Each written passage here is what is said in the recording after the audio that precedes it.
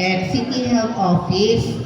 Ako po ay isang DOH, CHD, or Center for Health Development, Region 4A, Calabarzon, Project Development Officer 1, HIV trainer, HIV counselor, and HIV case manager.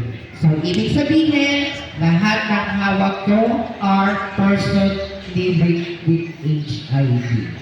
So, meron lang tayo gawin, no? Tingin kayo sa inyong kaliwa. Kaliwa. Asan ang kaliwa? Ito, tama. Kaliwa. Tingin sa kanan. Tingin sa likod. Tingin sa harap.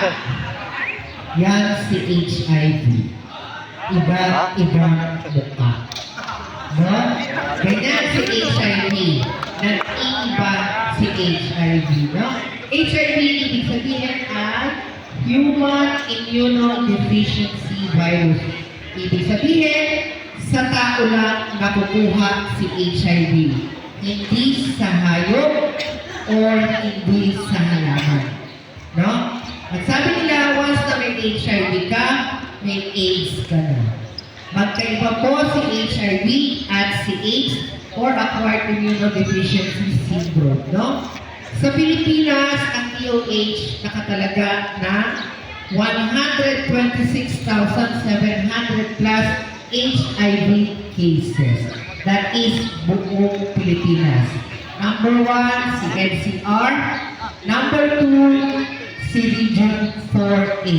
No? Or si Calabarzon. Sa Calabarzon, number 1 ang Cavite area. No? Siyempre, sa Cavite area, number 1 ang Bacoor. Number 2 ang Imus. Pangatlo ang Dasmariñas.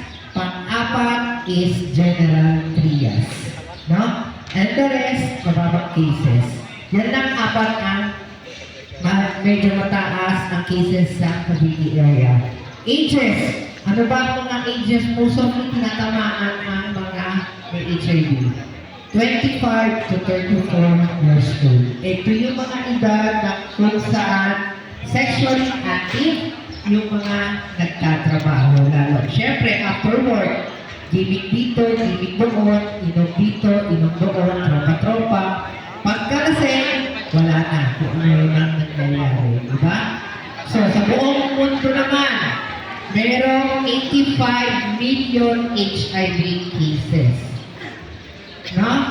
Ang namamatay sa HIV or AIDS ay 30